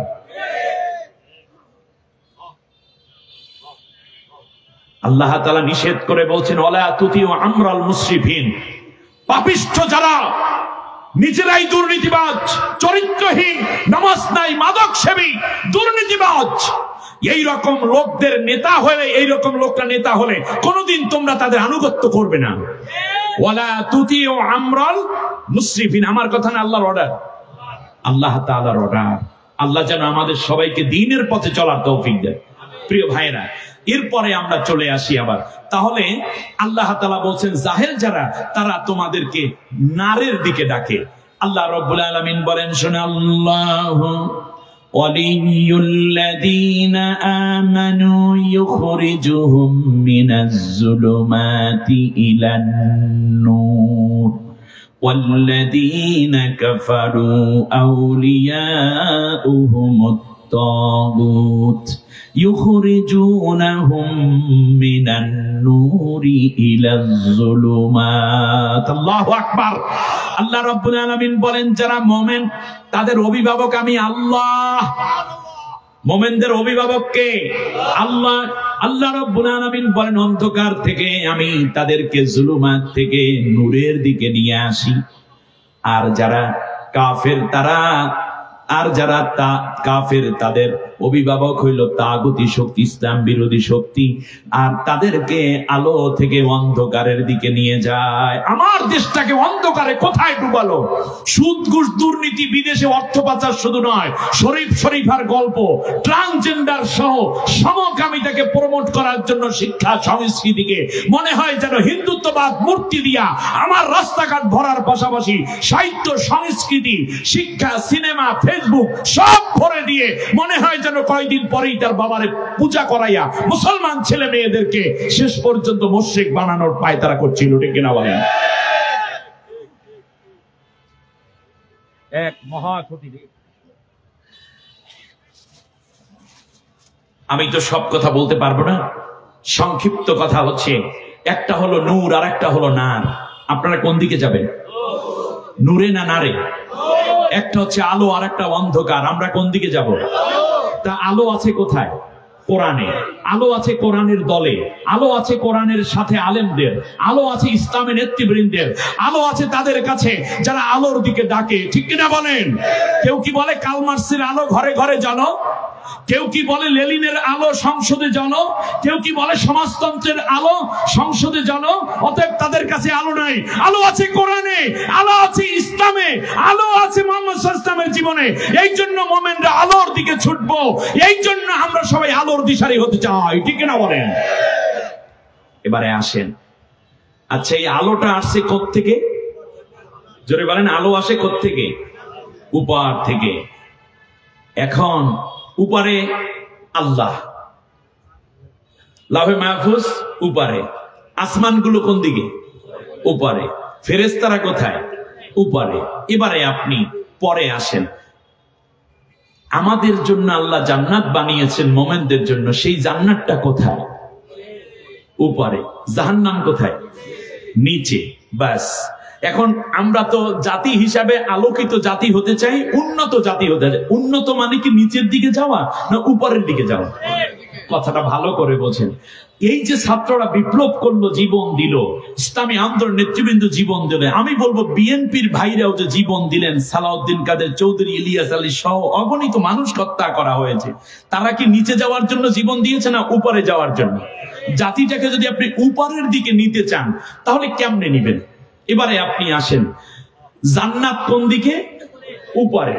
এখন আমরাও যেতে চাই কোন দিকে? এই জন্য নবীজি বলেছেন, যখন নেককার মানুষ মারা যায় তখন জান্নাতের ফেরেশতারা এসে তার রুহুটাকে সুগন্ধিযুক্ত রুমালে জড়াইয়া তারপর তাকে ইল্লিন নামক জায়গায় নিয়ে রুহুটা জমা রেখে দেয়। ইল্লিন কোন দিকে বলুন তো দেখি? উপরে। আর যারা পাপী তাদের রুহুগুলোকে আল্লাহ তাআলা জাহান্নামের ফেরেশতারা এসে তারপর তাদেরকে নিয়ে যায় সিজ্জিনে। আপনারা মাথা খাটিয়ে বলুন তো, সিজ্জিন কি উপরে না নিচে? নিচে। এরপর আল্লাহ তাআলা বলেছেন, সুম্মা রাদাদনাহু আসফালা সাফিলিন। আসফালা সাফিলিন নিম্ন থেকে নিম্ন স্তরে। নিম্ন বলতে কোন দিকে বোঝায়? নিচের দিকে। আমরা যেতে চাই কোন দিকে? কারণ আমরা যেতে চাই বেহেশতে। এই জন্য আদম আলাইহিস সালামকে যখন আল্লাহ তাআলা দুনিয়ায় পাঠিয়ে দিলেন হাওয়া আলাইহিস সালাম সহ, তখন বলছি আল্লাহ আমি তো আবার এখানে আসতে চাই, কিন্তু কেমনে আসব? আল্লাহ রাব্বুল আলামিন বললেন কোনো অসুবিধা নাই আদম, ফাইম্মা ইয়াতিয়ান্নাকুম মিন্নি হুদান ফামান তাবিআ হুদায়া ফালা খাউফুন আলাইহিম ওয়ালা হুম ইয়াহজানুন। ও আদম, আমি অচিরেই আমার একটা রশি ফেলবো দুনিয়ায়, অ্যাটলিস্ট আমার বাণী পাঠাইয়া দেব আমার উপর থেকে নিচের দিকে। এই রশিকে যারা অনুসরণ করবে, তবে হুদায়া, যারা এই হেদায়েতের অনুসরণ করবে, তারা আবার এই জান্নাতে চলে আসতে পারবে উপরের দিকে। ফালা খাউফুন আলাইহিম, তাদের জন্য কোনো ভয় নাই, তাদের জন্য কোনো দুশ্চিন্তা নাই। সুবহানাল্লাহ পড়েন। আমার ভাইয়েরা, এমনি করে করে আমাদের উপরে, আমাদের নবীর উপরে আল্লাহ যেই রশিটা নাজিল করলেন তার নাম কি? আল কোরআন। সুবহানাল্লাহ বলেন। আল্লাহ তাআলা কোরআনের মধ্যেই বললেন এই কোরআনকে তোমরা শক্ত করে ধরো, পরস্পরে বিচ্ছিন্ন হয় না। এখন আপনারা দেখুন বর্তমানে ক্যালিফোর্নিয়ার লস এঞ্জেলেসে জনমের মতো দাবানল জলে রিহুল হামরা। আল্লাহর নবীর হাদিস হলো যেই জমিনের মধ্যে জেনা ব্যভিচার বেশি হয়, অশুরিবাতিল খামার ইউসাম্মুনাহা বিগাইরি ইসমিহা, বিভিন্ন নাম দিয়ে দিয়ে যারা এই মদগুলো পান করবে, এরপর ওয়াজহারাতিল কাইনাতু ওয়াল মাআসিফু, যখন নায়ক নায়িকারা বেরিয়ে পড়বে, এরপরে তুআল্লিমানি গায়রিদ্দিন, ইসলামী শিক্ষা যখন জাতি ভুলে যাবে, এমনি করে করে নবী অনেকগুলো ওয়াসাদাল কাবিলাতা ফাসিকুহুম, পাপিষ্ঠ লোকদেরকে যখন জাতির লোকেরা বড় বড় পদে বসাইয়া দেবে, মনে রাখবা তখন ওই জনপদের মধ্যে আমি বলে গেলাম আল্লাহ রাব্বুল আলামিন 5টা গজব দিবে। তার মধ্যে একটা হচ্ছে রিহুল হামরা, আগুন বাতাস। তারা বাতাস থেকে আগুন আলাদা করতে চায়। তারা বলে কি আগুন লেগেছে, এখন বাতাসের কারণে এটা আরো ছড়িয়ে যাচ্ছে। আরে গাদা, এটা নয়, এটা হচ্ছে বাতাসটাই আগুন বাতাস, পানিটাই লবণ পানি। এখানে পানিটা কি পানি? এখানে পানি থেকে লবণ আলাদা মিক্স করে দিয়েছে, বিষয়টি এরকম না, বরং পানির সত্তাটাই কি লবণ পানি। ঠিক তেমনি ওটা হচ্ছে আগুন বাতাস, বাতাসটাই হচ্ছে অগ্নি বাতাস। নিভানোর চেষ্টা করছে, কাজ হচ্ছে না। লস এঞ্জেলেস শেষ।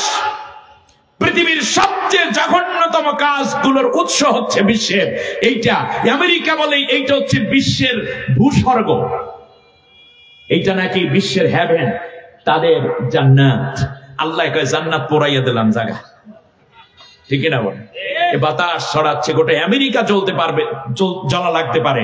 তার কারণ ফিলিস্তিনে আমার অসহায় মায়ের কান্না, সিরিয়ায় ক্ষত বিক্ষত শিশুর লাশ নিয়ে মা দৌড়চ্ছে, কোমর থেকে নিচটা উড়ে গেছে তোমাদের গ্রেনেডের আঘাতে, বুলেটের আঘাতে, বোমের আঘাতে।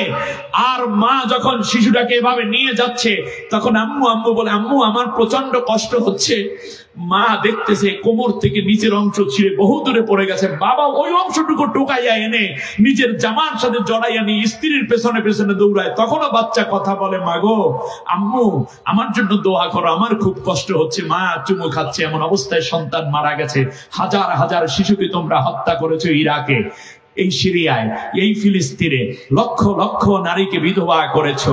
নির্দোষ মানুষদেরকে পশুর চেয়ে নিকৃষ্ট আয়না ঘরের মতো জঘন্য কাজ বাংলাদেশে হয়েছে, ওটা ফিলিস্তিনেও হয়েছে, সিরিয়ায় হয়েছে, আমেরিকাতেও হয়েছে। ওখান থেকে ধার করে আমাদের লেডি হিটলার বাংলাদেশের নির্দোষ মুসলমানদের উপর অত্যাচার করেছে, ঠিক না বলে?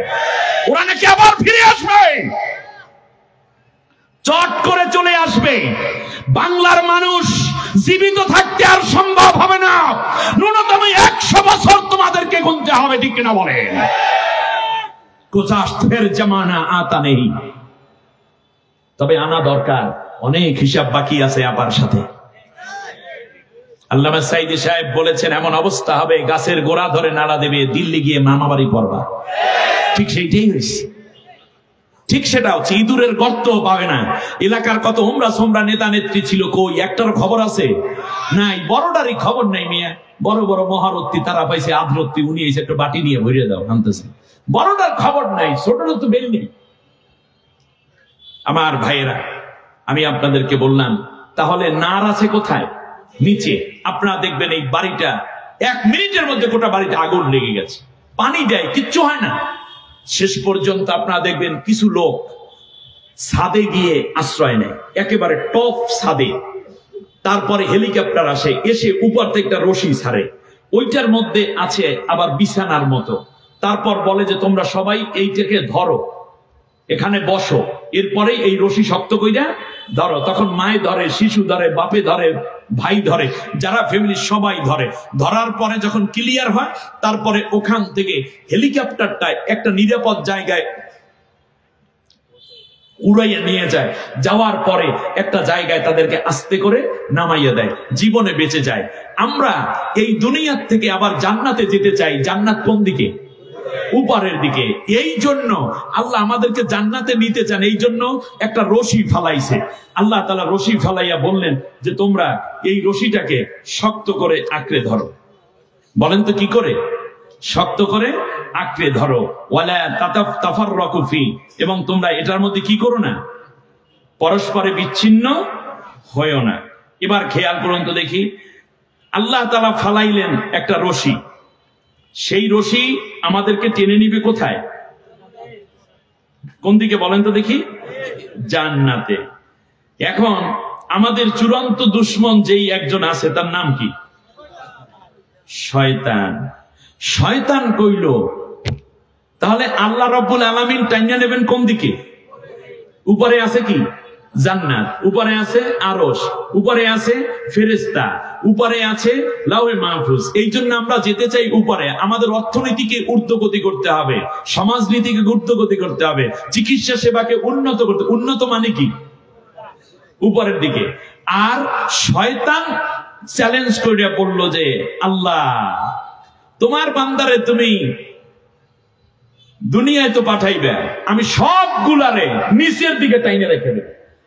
সে চ্যালেঞ্জ করে বলল তুম্মা লাআতিয়ান্নাহুম মিন বাইনি আইদিহিম ওয়া মিন খালফিহিম ওয়া আন আইমানিহিম ওয়া আন শিমাইলিহিম ওয়া লা তাজিদু আকসারাহুম শাকিরিন। আল্লাহ, আমি চ্যালেঞ্জ করলাম তোমার একটা বান্দা বান্দিকেও আমি জান্নাতে আসতে দেব না।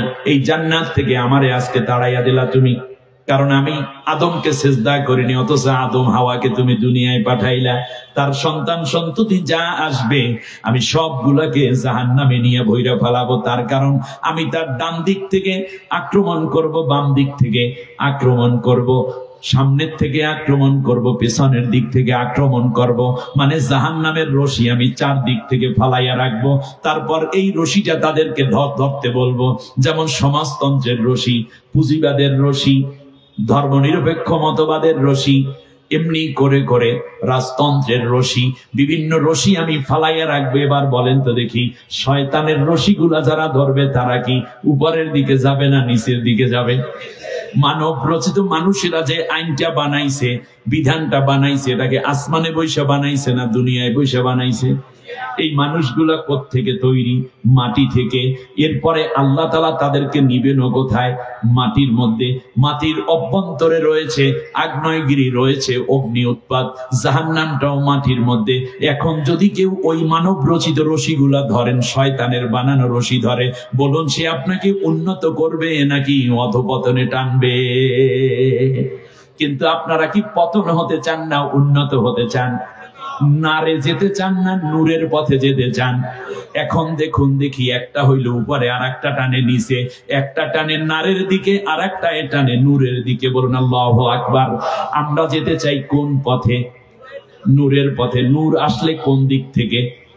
উপর দিক থেকে। উপর থেকে কোন জিনিস যদি নিচে আসে সেইটাকে আরবিতে বলে নুজুল। আরবিতে কি বলে? নুজুল। কোরআনকে আল্লাহ রাব্বুল আলামিন বললেন আমি আল্লাহ রাব্বুল আলামিন নুজুল করেছি। তোমরা শোনো, ইন্না আনজালনাহু ফি লাইলাতিল কদর। আমি আল্লাহ কদরের রাতেই কোরআন নাজিল করেছি। আনজালনাল কিতাবা, আমি আল্লাহ কিতাব নাজিল করেছি। নাজ্জালা তাওরাতা, তাওরাতও আমি আল্লাহ তানজিল করেছি, উপর থেকে করেছি। আমার ভাইরা, উপর থেকে যখন কোন জিনিস নিচে পড়ে একটু খেয়াল করেন, এই উপর থেকে সা পড়তেছে, এটা আরবিতে কি কয়? নুজুল। আরবিতে কি বলে? এদের কি কয়? নুজুল। ক্যামেরাম্যানটা ধরিও। আল্লাহ রাব্বুল আলামিন এবার বলেন, ওয়াল্লাযী আনজালা মিনাস সামাই মাআ, আমি আল্লাহ আসমান থেকে পানি নাজিল করি। উপর থেকে যেটা নিচে পড়ে ওইটার নাম কি? নুজুল। কোরআন কি হইছে? নাজিল হইছে। সুবহানাল্লাহ বলেন। এবার আল্লাহ রাব্বুল আলামিন বলেন, নাজিল করলাম আমি, কিন্তু এর রশিটা আমি আল্লাহর হাতে একটা। 6666টা আয়াত, 514টা রুকু, 30টা স্টেশন আমি আল্লাহ। ও আমার দেশ, আমার বান্দা বান্দিরা, সেনা প্রধান, নৌবাহিনী, বিমান বাহিনী থেকে নিয়ে ব্যবসায়ীরা রে, ও স্কুল কলেজ ইউনিভার্সিটির আমার বান্দা বান্দিরা রে, শোন, দোকানদারেরা শোন, শুনে যা বাড়িওয়ালা ভাড়াটিয়া, শুনে যাও ফরেইনাররা, ভালো করে শোনা, সাধারণ সৈনিক, রিক্সাওয়ালা, ভ্যানওয়ালা, অটোওয়ালা শোনা, শুনে যাও পান বিক্রেতা, ডিম বিক্রেতা, ধনী গরিব, আমি আল্লাহর অর্ডার হলো তাড়াতাড়ি রশিটা ধর। আমি আল্লাহর রশিটা ধর। রশিটা ধরার সাথে সাথে আমি আল্লাহ তাআলা কিন্তু তোরে দেইখা ফেলাই। আল্লাহ রাব্বুল আলামিন বলতেছেন, শোনো, ফাকাদ ইসতামসাকা বিল উরওয়াতিল উসকা লান ফিসামা লাহা আল্লাহু সামিউন আলীম। আমি বললাম রশি ধরতে, আর তুই যদি রশিটা ধর, সাথে সাথে আমি আল্লাহ কিন্তু দেখতে পাই, আব্দুর রহমান তুই রশি ধরছো, খালেদা বেগম তুই রশি ধরছো, ও আমার সফুরা বেগম তুমি রশি ধরেছ, মরিয়ম আক্তার তুমি রশি ধরেছ, ও মুগ্ধ তুমি রশি ধরেছ, আবু সাইদ আমার রশি ধরেছ, ও আব্দুল মালিক তুমি রশি ধরেছ, সুমন মেয়া তুমি আমার আল্লাহর কোরআনটা ধরেছ। ইউনিভার্সিটিতে পড়ো, ডক্টরেট করো, পিএইচডি করো, মেডিকেলে পড়ো, ইঞ্জিনিয়ারিং পড়ো, ঠিক তার পাশাপাশি তোমরা কোরআনটা চর্চা করো, কোরআনের পথে চলতে চাও, কোরআনের বিজয় চাও। দুনিয়ার কেউ না দেখলেও কি হবে, আমি আল্লাহ কিন্তু সব দেখি আর সব শুনি।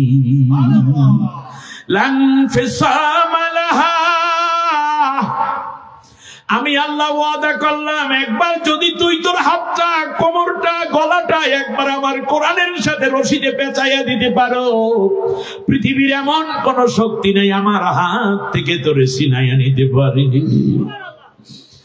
আরে ফাঁসির মঞ্চের দিকে নিয়ে যায়, সেই দিন আমাদের নাজিব ভাইয়ের সাথে, ব্যারিস্টার নাজিব সাহেবের সাথে দেখা হয়ে গেল। ভাইটা কত বিনয়ী, শহীদ মতিউর রহমান নিজামী সাহেব। আরে তিনি বললেন, হযরত জানেন, আমাকে বলল জামাল ভাই বলি ডাকলো, বললো আমি আপনার খুব ভক্ত, আপনার কোরআনের ক্লাসগুলো আমি ফলো করি, খুব চমৎকার একটা কাজ করেছেন, আপনার আলোচনাগুলো শুনি। আমি বললাম হুজুর যাওয়ার সময় কিভাবে গেল? বলল যে আমরা পরিবারের সবাই যখন দেখা করতে গেলাম, তখন তিনি বললেন, আমি যখন বললাম আব্বা আপনার জন্য আমি আর কিছু করতে পারলাম না, তিনি আমার চোখের পানি দেখে একটা মুস্কি হাসি দিয়ে তার বৃদ্ধাঙ্গুলি দিয়ে আমার চোখের পানিটা মোছাইয়া দিলেন। বললেন, আমি যদি আজকে বাড়িতেও থাকতাম, আমার মৃত্যু যদি এই সময় হওয়ার কথা, আমার মৃত্যু ঠিকই হয়ে যেত, এই বিশ্বাস তো আমরা করি।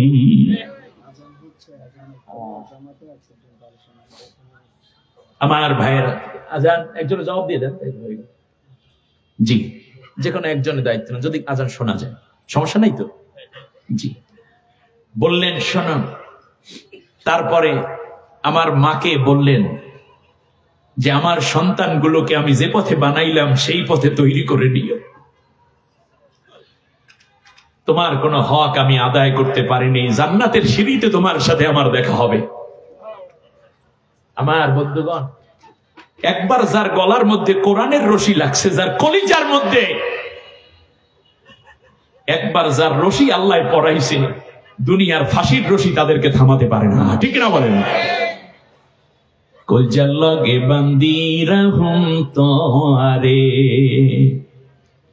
সিনার লগে বান্দি রাহুম তোয়ারে, ও কোরআন রে কলজার লগে বান্দিরা হুম তো আরে, ঠিক না বলেন? এখন থেকে কলজার লগে বাঁধবো কোরআনকে। এই জন্য স্লোগান, কোরআন আছে যেখানে, কোরআন নাই সেখানে। কোরআন আছে যেই দলে, কোরআন নাই যে দলে। মনে থাকবে তো? মনে থাকে যেন। আমার ভাইয়েরা, বাবার ফাঁসি হবে, ছেলে মেয়েগুলো চলে গেল আগে পাবনাতে। এ হলো তাদের জীবন। এক এক করে মীর কাসিম আলী ভাই 2 দিন পরে ফাঁসি। একটা আবেদন করলেন, আমার জানাজাটা আমার ছেলে পড়াবে, ব্যারিস্টার আরমান। 2 দিন আগে ছেলেটাকে কিডন্যাপ করে আয়না ঘরে 9 বছর 10 বছর, জানাজাটাও পড়াইতে দেন। জুলুম, তোমাদের জুলুম, তোমাদের অহংকার তোমাদেরকে ধ্বংস করে দিয়েছে। রাজনীতি তো দূরের কথা, তোমাদের যদি বিচারের কাঠগড়ায় দাঁড় করানো হয়, পৃথিবীর সবচেয়ে বড় জঘন্যতম ইতিহাস তোমাদের হয়ে আছে। কি মানুষ একই সমাজে থাকা মেধাবীদেরকে হত্যা করেছে ঠান্ডা মাথায়। কি কিলার ছিল তারা! পৃথিবীর নারী কুলের কলঙ্ক এক মহিলার নাম দাদার বাড়ি থেকে আশ্রয় নিয়েছে, কোন মুসলমান রাষ্ট্রেও আশ্রয় পায় নাই, ঠিক না বলেন? ভারতকে বলি, জীবনে যদি পররাষ্ট্রনীতির ক্ষেত্রে ভারত কোন বড় ভুল করে থাকে, তার চূড়ান্ত ভুলটা হচ্ছে শেখ হাসিনাকে, এই খুনি সবচেয়ে বড় স্বৈর শাসক এক লেডিকে তারা আশ্রয় দিয়ে সবচেয়ে বড় ভুলটি করেছে। ইতিহাস হয়ে থাকবে বাংলাদেশের সমস্ত মানুষের বিরুদ্ধে গিয়ে আপনারা একজন নারীকে আশ্রয় দিয়েছেন। ওই ভারতকে পোড়াইয়াও ছাই করবে এই মহিলা। আমরা দেখতে পাবো তাই ইনশাআল্লাহ। মাইয়াশফা শাফাতান হাসানাতান ইয়াকুল্লাহু নাসীবুম মিনহা ওয়া মাইয়াশফা শাফাতান সাইয়্যাতান ইয়াকুল্লাহু কিফলুম মিনহা। যারা ভালো একটি কাজের সুপারিশ করবে তাদের জন্য সওয়াব আছে, যারা খারাপ কাজের সুপারিশ করবে তাদের জন্য খারাপের একটা অংশ আছে। ভারত যে স্বৈর শাসক, ভারতেও যে চূড়ান্ত ভাবে একটি স্বৈর শাসক বসে আছে, অবৈধ সরকার বসে আছে, ঠিক তার পাশাপাশি তারা যে চরম অ্যাগ্রেসিভ এবং সবচেয়ে বড় গোড়া ইসলাম বিরোধী, তার প্রমাণ শেখ হাসিনা নামক একটি নারীকে, একজন সবচেয়ে বড় খুনি, হাজার হাজার ছাত্র ছাত্রীকে হত্যার দায়ে অভিযুক্ত, দেশ থেকে টাকা পাচার করার অভিযোগে অভিযুক্ত, অবৈধ ক্ষমতা দিনের ভোট কাটে দেওয়ার অভিযোগে অভিযুক্ত, বিরোধী দলের উপর নির্যাতন এবং নিষ্পেষণ করার মামলায় অভিযোগে অভিযুক্ত, এইরকম একজন সবচেয়ে নষ্টা নারীকে তারা আশ্রয় দিয়েছে। ভারতকে একদিন এই জাতির কাছে কাঠগড়ায় দাঁড়াতে হবে, দাঁড়াতেই হবে, দাঁড়াতেই হবে। অন্যায়কে আশ্রয় দিয়েছে, অন্যায় যে করে আর অন্যায় যে সহে তব ঘৃণা যেন তৃণ সমুদয়, ঠিক না বলেন? বাংলাদেশ মুসলমানের দেশ, অন্য ধর্মাবলম্বীরা আমরা মিলে মিশে একই মায়ের পেটে থাকা সন্তানের মতো বাস করে আছি আবহমান কাল থেকে, যমজ শিশুর মতো। আমাদের মধ্যে কেন এত বিভেদ তৈরি হয়েছিল? আগামীতে আমরা কোনো বিভেদ চাই না, আমরা সবাই মিলে চাই ঐক্যবদ্ধ থাকবো। কিন্তু খুনি যারা, চিহ্নিত যারা, তাদের বিচার এই জাতি অবশ্যই চোখে দেখতে চাওয়া হয়।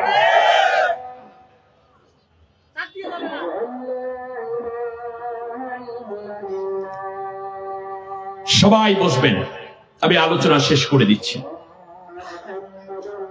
একজনের আজানের জবাব দিয়ে দেন, আশহাদু আন্না মুহাম্মাদার রাসূলুল্লাহ।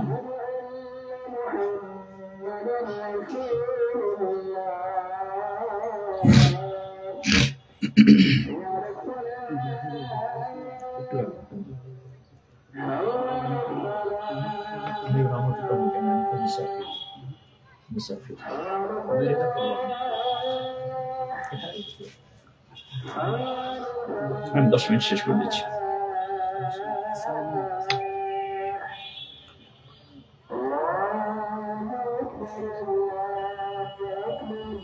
সবাই বসবেন, এখানে জামাত হবে এবং ওযুর টাইম দেওয়া হবে। এর চেয়ে ভালো কথা তো আপাতত নাই নাকি? ব্যাস, সবাই বসেন। মুহাম্মদ সাল্লাল্লাহু আলাইহি ওয়াসাল্লাম, আল্লাহুম্মা রাব্বা হাযিহিদ দাওয়াতিত তাম্মাহ, আসসালাতু সম্মানিত ভাইয়েরা, তা আল্লাহ তাআলা আমাদেরকে নিতে চান কোন দিকে? উপরের দিকে। আমরা উঠতে চাই কি? উপরের দিকে। স্বাধীনতার 54 বছর মসজিদের জোতা চুরিও এখনো বন্ধ হয়নি, বাকিতে তো বহু দূরে, ঠিক না? অতএব সব কিছুকে যদি আমরা উপরে উঠাতে চাই তাহলে উপরের রশি ধরতে হবে। শয়তান টানে আমাদেরকে নিচের দিকে, সমাজতন্ত্র, পুঁজিবাদ, ধর্মনিরপেক্ষ মতবাদগুলো আমাদেরকে নিচের দিকে টানে। আমরা যাব কোথায়? তা আল্লাহ রশি ছাড়ছেন কোন দিক থেকে? আমরাও যেতে চাই কোন দিকে? উপরের দিকে। আল্লাহ রাব্বুল আলামিন বলেন, শোনো, কিয়ামতের ময়দানে আমি আল্লাহ তাআলা যদি রশি ধরো তোমাকে আমি দ্বিগুণ নূর দিয়ে ধন্য করব। ইউতিকুম কিফলাইনি মির রাহমাতি ওয়া ইয়াজআল লাকুম নূরান তামশুনা বিহি। সূরা হাদীদের 28 নম্বর আয়াতে আল্লাহ বলছেন, তোমাকেই আমি আল্লাহ নিজে নূর দিয়ে দেব, তুমি দেখতে পাবা কোন পথে গেলে তোমার কোন অবস্থা তৈরি হবে। সুবহানাল্লাহি বিহামদি। এজন্য আল্লাহ রাব্বুল আলামিন বলছেন, শোনো, কিয়ামতের ময়দানে এমন একটা অবস্থা হবে যে মোমেনরা দেখতে পাবে তাদের ডান দিক থেকে বাম দিক থেকে এই যে কোরআনের আলোকে চলতো, এই জন্য তাদের নূর চমকাচ্ছে। সুবহানাল্লাহ পড়েন। ইয়াউমা তারাল মুমিনিনা ওয়াল মুমিনাতি ইয়াসআ নূরুহুম বাইনা আইদিহিম ওয়া বিআইমানিহিম বুশরাকুমুল ইয়াউমা জান্নাতুন তাজরি মিন তাহতিহাল আনহারু খালিদিনা ফিহা যালিকা হুয়াল ফাওজুল আযীম। সুবহানাল্লাহ পড়েন।